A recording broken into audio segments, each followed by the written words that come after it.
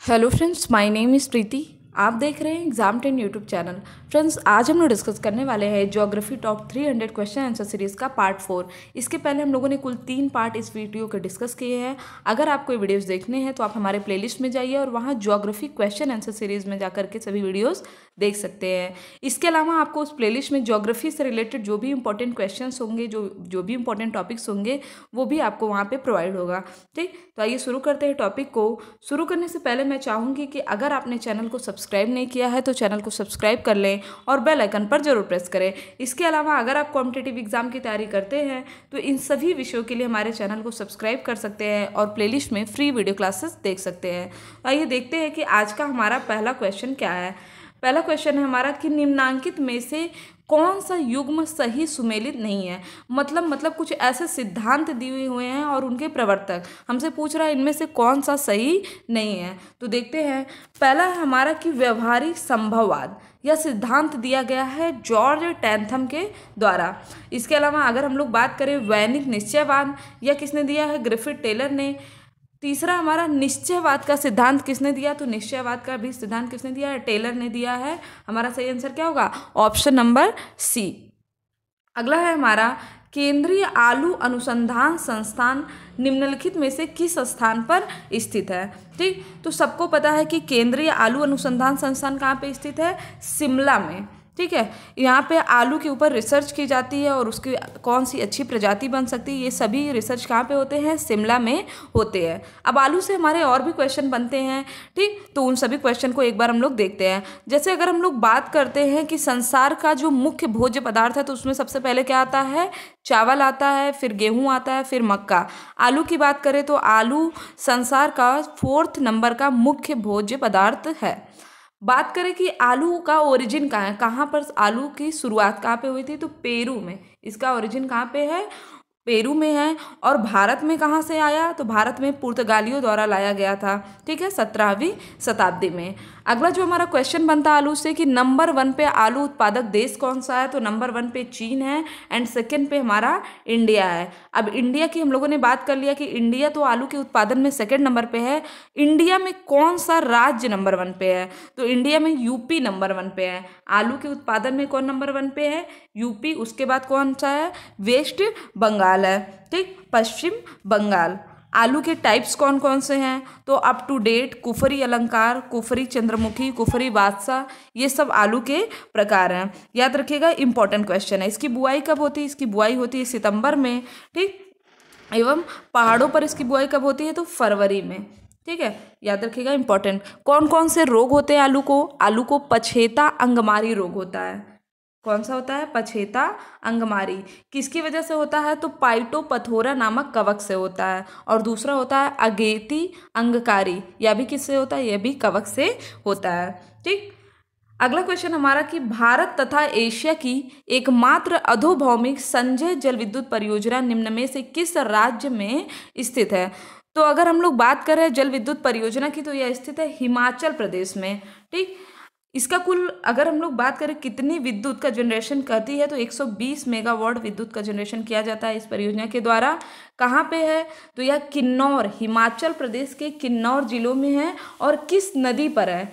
यह भाभा नदी पर है। कौन है? भाभा नदी, वो इसी जिले में। और यह सतलुज की सहायक नदी है। भाभा नदी क्या है? सतलुज नदी की सहायक नदी है। इसी पर स्थित है संजय जल विद्युत परियोजना। ठीक, नेक्स्ट है हमारा कि निम्नलिखित में से कौन सा देश पहले श्याम नाम से जाना जाता था? तो नंबर 1 पे हमारा ऑप्शन कौन सा है? थाईलैंड। और यही है हमारा सही आंसर। थाईलैंड को पहले श्याम देश के नाम से जाना जाता था। इसकी कैपिटल क्या है? इसकी कैपिटल है बैंकॉक है। और आपने सुना होगा एक फेमस जो पर्यटक स्थल है पटाया। पटाया कहाँ पे है? पटाया भी है थाईलैंड में। ठीक है, याद रखिएगा। और अगर इसको हम लोग करंट से ऐड करें तो देखिए भारत और थाईलैंड के बीच कौन सा युद्ध अभ्यास होता है? भारत और थाईलैंड के बीच मैत्री युद्ध अभ्यास होता है। और अभी चल रहा है नमस्ते थाईलैंड फेस्टिवल। क्वेश्चन आ सकता है आपके करंट अफेयर में कि नमस्ते थाईलैंड फेस्टिवल कहाँ पे मनाया जा रहा है? तो न्यू दिल्ली में मनाया जा रहा है नमस्ते थाईलैंड फेस्टिवल। ठीक है, अगला क्वेश्चन हमारा कि नुबियन मरुभूमि कहाँ पर स्थित है? तो नुबियन मरुभूमि स्थित है सूडान में। ठीक, सूडान कहाँ पे पड़ता है? अफ्रीका के बारे में आपने सुना होगा कि अफ्रीका में पड़ता है सूडान, और यहाँ की कैपिटल है खार्तूम। सूडान की कैपिटल क्या है? खार्तूम।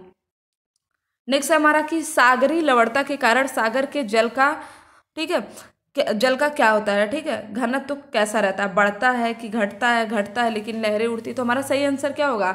सागरी लवणता के कारण सागर का जल का घनत्व बढ़ता है। ठीक है, कैसे इसको प्रूफ करना है? प्रूफ आपको पता होगा कि मृत सागर के बारे में आपने सुना होगा। मृत सागर में आपने सुना होगा कि कोई भी व्यक्ति डूबता नहीं है मृत सागर में। क्यों?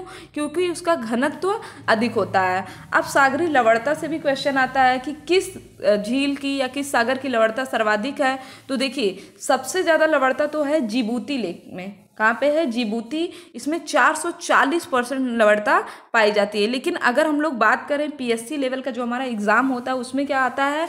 लेक वान। उसमें हम लोग क्या मानते हैं? वान झील की जो लवणता है वह सर्वाधिक है, एंड उसके बाद क्या है? मृत सागर। तो नंबर 1 पे हम मानते हैं वान झील को, उसके बाद है मृत सागर। अगर हम लोग यूपीएससी में जाते हैं तो वहाँ पे जिबूती ऑप्शन में मिल जाता है। ठीक है, अगला क्वेश्चन है निम्नलिखित में से स्थल रुद्ध राज्य कौन सा है? देखिए, स्थल रुद्ध राज्य की यहाँ पे बात किया जा रहा है। स्थल रुद्ध राज्य का मतलब क्या होगा? कि मतलब जो हर तरफ से स्थल से घिरा हो, मतलब जलीय सीमा ना हो।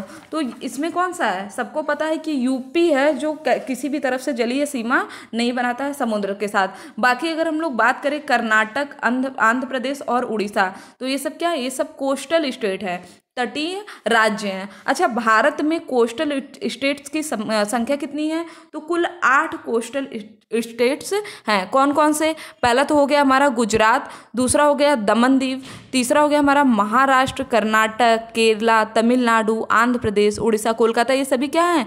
ये सभी हमारे तटीय क्षेत्र हैं भारत के। स्थल रुद्ध का मतलब क्या होता है? जो चारों तरफ से स्थल रुद्ध देश हो। ठीक है, कौन? अगर भारत के नियर की बात करें कि भारत के पड़ोसी देश में कौन से जो 2 देश ऐसे हैं जो स्थल रुद्ध है, तो कौन से हैं? नेपाल और हमारा भूटान। ये 2 स्थल रुद्ध देश है। इसके अलावा अगर हम लोग बात करें कि विश्व का सबसे बड़ा स्थल रुद्ध देश कौन सा है, तो कजाकिस्तान। कजाकिस्तान से एक क्वेश्चन आप लोग बताइए कि उसकी राजधानी को अस्ताना से चेंज कर दिया गया है। कजाकिस्तान की राजधानी अब अस्ताना नहीं है। आपको कमेंट बॉक्स में बताना है कि कजाकिस्तान की वर्तमान राजधानी क्या है।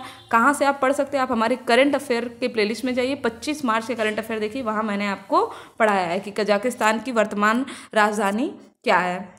अगला क्वेश्चन हमारा कि जल के जलवाष्प में परिवर्तित होने की क्रिया निम्न में से क्या कहलाती है? तो उसको वाष्पीकरण कहते हैं। जल से जलवाष्प में परिवर्तित होने की प्रक्रिया को क्या कहते हैं?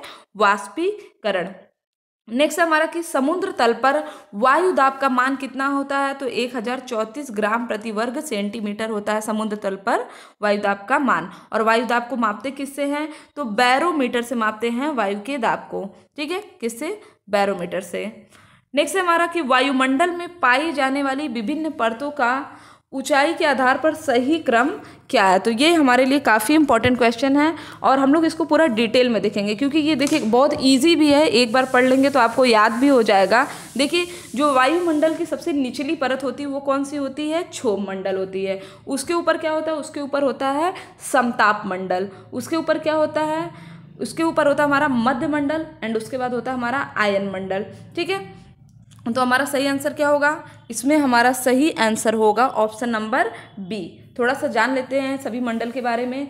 देखिए, क्षोभ मंडल को इंग्लिश में कहते हैं ट्रोपोस्फियर, और इसकी ऊंचाई विषुवत रेखा पर सबसे ज़्यादा होती है 18 किलोमीटर, और ध्रुवों पर कम होती है। कितना होती है? 8 किलोमीटर। ये भी क्वेश्चन काफ़ी बार एग्जाम में पूछा गया है कि क्षोभ मंडल की ऊंचाई विषुवत रेखा पर कितना होता है और ध्रुवों पर। ठीक, इसका अगर हम लोग बात करें कि पृथ्वी का जो एवरेज टेम्परेचर होता है वो कितना होता है, तो पृथ्वी का एवरेज टेम्परेचर होता है 15 डिग्री सेल्सियस। और देखिए, मंडल का क्रम आपने तो देख लिया, नंबर 1 पे क्षोभ है, दूसरे पे समताप है, फिर मध्य है, फिर आयन है। इसमें पूछता है कि जब ऊंचाई बढ़ती है, क्योंकि अगर ये हमारी पृथ्वी और यहाँ से शुरू होता है हमारे जो मंडल हैं, क्षोभ मंडल, समताप मंडल, वायुमंडल की जो परतें हैं, तो यहाँ पे हमारा क्षोभ मंडल, तो जाहिर सी बात है ऊंचाई क्या हो रही है? बढ़ रही है। तो सबसे पहले क्या होता है? जब ऊंचाई बढ़ती है क्षोभ मंडल में तो तापमान गिरता है, और जितनी भी मौसमी घटनाएं होती है वो कहाँ पे होती हैं? वो सभी की सभी होती हैं क्षोभ मंडल में। इसके अलावा जो जेट प्लेन वगैरह उड़ाए जाते हैं ये किस में उड़ाए जाते हैं, तो ये उड़ाए जाते हैं समताप मंडल, जिसे हम लोग जानते हैं स्ट्रेटोस्फीयर के नाम से। काफ़ी इंपॉर्टेंट क्वेश्चन है, ठीक है। इसके बाद है हमारा मध्य मंडल। मध्य मंडल में क्या होता है, इसमें ऊंचाई जब बढ़ती है तो तापमान घटता है, ठीक। और फिर आता है हमारा ताप मंडल, तो जो हमारे रेडियो सिग्नल्स वगैरह होते हैं ये सब कहाँ होते हैं, ये सब होते हैं हमारे आयन मंडल में होते हैं, ठीक है। चलिए अगले क्वेश्चन की बात करते हैं। अगला क्वेश्चन हमारा कि निम्नलिखित में से किन अक्षांशों के मध्य पछुआ पवन को गरजती चालीसा के नाम से जाना जाता है। बहुत ही इंपॉर्टेंट क्वेश्चन है, ठीक। जल्दी आपको इस तरह के क्वेश्चन मिलते नहीं होंगे। अब इसके बारे में थोड़ा सा आपको बता दूंगी कि देखिए ये जो होते हैं ये टाइप्स ऑफ विंड है। मैं आपको आज ही इवनिंग में ये चैप्टर में आपको पढ़ाऊंगी कि पवनें कितने प्रकार के होते हैं, क्योंकि यहाँ से क्वेश्चन आते हैं। अब जो हमारा दक्षिणी गोलार्ध है, ठीक है, दक्षिणी गोलार्ध में जो पवनें जो हवाएं चलती हैं उनको कुछ विशेष नामों से जाना जाता है, ठीक। तो ये हमारा क्या है, 40 डिग्री दक्षिणी से लेकर के 50 डिग्री दक्षिण अक्षांश के बीच जो हवा बहती है उसे हम लोग क्या कहते हैं, गरजती चालीसा कहते हैं। और उसी तरह 50 से 60 के बीच में जो बहती हैं, याद रखिएगा दोनों में दक्षिण दक्षिण अक्षांश ही होगा, क्योंकि मैंने आपको पहले ही बता दिया कि ये कहाँ पे चलेगी, दक्षिणी गोलार्ध में चलने वाली पवनें हैं।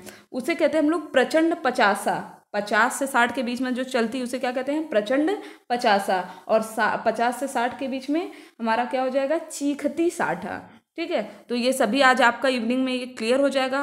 तो अगर आप वीडियो देख रहे हैं तो इवनिंग में जरूर वीडियो को देखिएगा। आपको 6 से 7 के बीच में वीडियो अपलोड होगा टाइप्स ऑफ विंड का। विंड से रिलेटेड हमें बहुत से क्वेश्चन एग्जाम में आते हैं, जैसे व्यावसायिक पवनें क्या होती है, इसके अलावा चिनूक हवा है कहाँ चलती है, लोकल विंड्स क्या होती हैं, पछुआ पवन क्या होती है, ये सभी हम लोग पढ़ेंगे, ठीक है। चलिए अगले क्वेश्चन की बात करते हैं। निम्नलिखित में से कौन सा कथन असत्य है, तो देखते हैं।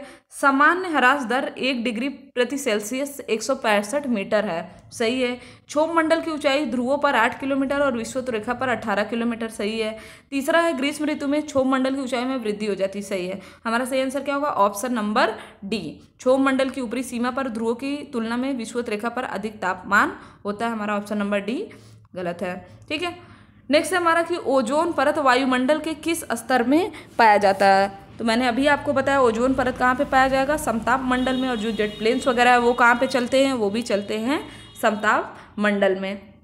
अगला है हमारा कि हिमालय पर्वतीय क्षेत्रों में मेन सेंट्रल थ्रस्ट कहाँ स्थित है। देखिए जैसे आपने हिमालय के बारे में सुना होगा, सबसे पहले हमारा शिवालिक हिमालय है, फिर हमारा लेसर हिमालय है, फिर हमारा ग्रेटर हिमालय है, और फिर क्या हमारा ट्रांस हिमालय। तो 2 हिमालय जो अलग अलग प्रकार, जैसे शिवालिक और लेसर हिमालय के मध्य का जो भाग होता है उसे हम लोग कहते हैं डिसकंटिन्यूटी जोन, असंबद्धता का क्षेत्र। हिमालय की बात करें तो कुल 4 असंबद्धता के क्षेत्र हैं, सभी को यहाँ पे पढ़ लेते हैं। मेन सेंट्रल थ्रस्ट कहाँ पे स्थित है, तो ये हमारा स्थित है ऑप्शन नंबर बी, बृहद एवं लघु हिमालय के बीच, लेसर और ग्रेटर हिमालय के बीच स्थित है हमारा मेन सेंट्रल थ्रस्ट, ठीक। इसी तरह अगर आपसे क्वेश्चन में पूछ ले कि शिवालिक और लेसर हिमालय के बीच कौन सा स्थित है, तो इनके बीच स्थित है हमारा मेन बाउंड्री थ्रस्ट। इसी तरह अगर हमसे पूछ ले कि ग्रेटर और ट्रांस हिमालय के बीच कौन सा स्थित है, तो इंडो ट्रांसको सटर जोन। याद आया आपको, ये मैं आपको पढ़ा दूंगी ज्योग्राफी में, ठीक है, पूरा विद इमेज, तभी आपको ये चीज़ें समझ में आएंगी। फिलहाल आप इतना याद रखिए कि ये चीज़ें क्या होती है, ये होती हैं डिसकंटिन्यूटी जोन, जिसे हम लोग जानते हैं असंबद्धता का क्षेत्र। नेक्स्ट है हमारा कि शुष्क डेल्टा का निर्माण किन क्षेत्रों में होता है, तो शुष्क डेल्टा का निर्माण होता है पर्वतपात प्रदेश, जहाँ पर नदियाँ पर्वतीय भाग को छोड़कर मैदानी भाग में प्रवेश करती हैं।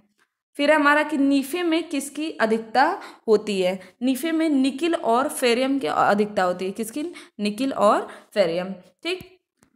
पृथ्वी की सतह में ऑक्सीजन की कितनी मात्रा होती है, इंपॉर्टेंट क्वेश्चन है। पृथ्वी की सतह पर देखिए ऑक्सीजन की मात्रा होती है 46.80%। अगला हमारा कि जो पर्वत श्रेणी शेष अन्य से भिन्न है उसे वो कौन सा है, वो है अपलेशियन, ठीक है। देखिए हिमालय क्या है, हमारा एशिया की सबसे ऊंची चोटी है, आल्पस यूरोप की है, एंडीज साउथ अमेरिका की है, ठीक। अपलेशियन इन सबसे भिन्न है। फिर हमारा कि विश्व की सबसे ऊंची चोटियाँ किस प्रकार के पर्वतों में पाई जाती हैं, तो जो नवीन मोड़दार पर्वत होते हैं इन्हीं में पाई जाती हैं विश्व की सबसे ऊंची चोटियाँ। किस वैज्ञानिक ने अपर्दन चक्र को परिवर्तित किया? तो ऐसा करने वाले थे पिंक। कौन, क्या नाम था उनका? पिंक। अगला हमारा कि आम्र वर्षा का मतलब क्या है? आम्र वर्षा क्या है? आम्र वर्षा बिहार एवं बंगाल में मार्च और अप्रैल के बीच में होने वाली वर्षा को क्या कहते हैं? आम्र वर्षा कहते हैं। नेक्स्ट है हमारा कि पृथ्वी की आंतरिक संरचना के आधार पर निम्नलिखित में से कौन सा सही सुमेलित है? इसमें देखिए जो हमारा सही सुमेलित है वो है ऑप्शन नंबर सी, कोर। ठीक, सबसे ऊपर क्या होता है? क्रस्ट होता है, फिर मेंटल होता है, फिर हमारा होता है कोर। ये है हमारा पृथ्वी की अगर हम लोग बात करें तो पृथ्वी के सबसे ऊपरी भाग को क्या कहेंगे? क्रस्ट। फिर जो हमारा सेकंड नंबर पे होगा वो होगा हमारा मेंटल। थर्ड पे हमारा क्या होता है? सबसे नीचे कोर होता है। तो कोर में क्या होता है? नीफे। ठीक है।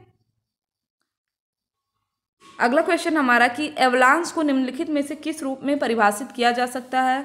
तो एवलांस को परिभाषित किया जा सकता है पर्वतीय प्रदेश में हिमानी से टूटकर गिरता हुआ हिम का एक विशाल खंड। एवलांस क्या है? पर्वतीय प्रदेशों में जब हिमानी से टूटकर एक गिरता हुआ हिम का खंड होता है उसे हम लोग क्या कहते हैं? एवलांस कहते हैं। नेक्स्ट है हमारा कौन विद्वान संभववाद की विचारधारा का समर्थक नहीं था? संभववाद की विचारधारा का समर्थक नहीं था जॉर्ज कार्टर। ठीक। एंड आज का हमारा लास्ट क्वेश्चन है कि भौगोलिक विचारधाराओं में नवनियतिवाद की विचारधारा का प्रवर्तक कौन था? तो इसमें नवनियतिवाद का विचारधारा का प्रवर्तक थे ग्रिफिथ टेलर। ठीक, तो ये थे हमारे आज के इंपॉर्टेंट क्वेश्चन। आई होप कि आपको वीडियो पसंद आया होगा। अगर आपको वीडियो पसंद आया तो चैनल को सब्सक्राइब करें, शेयर करें और लाइक करना ना भूलें। इसके अलावा अगर आप कॉम्पिटिटिव एग्जाम की तैयारी कर रहे हैं तो आप हमारे चैनल को सब्सक्राइब कर सकते हैं और प्लेलिस्ट में जा करके सभी विषयों की फ्री वीडियो क्लासेस देख सकते हैं। और अगर आपकी वीडियो पे ऐड आए तो ऐड को स्किप मत किया करिए, ऐड को पूरा देखा करिए। Thank you friends, thank you so much.